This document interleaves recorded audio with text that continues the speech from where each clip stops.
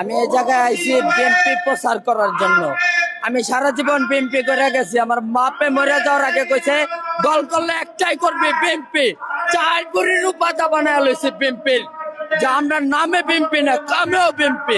সারা জীবন জীবনও দেওয়া লাগে বিএনপির জন্য দিব। আজকে অনেক বছর বাদে বিএনপি ক্ষমতায় আইছে, তা এখন এমন কোন আওয়ামী লীগের প্রতীক এই আমাদের বিএনপির ক্ষমতা যত আছে কোনো বাধা হয়ে খারাইতে পারবো না, আর তাকে বাঁচাও রাখবো না।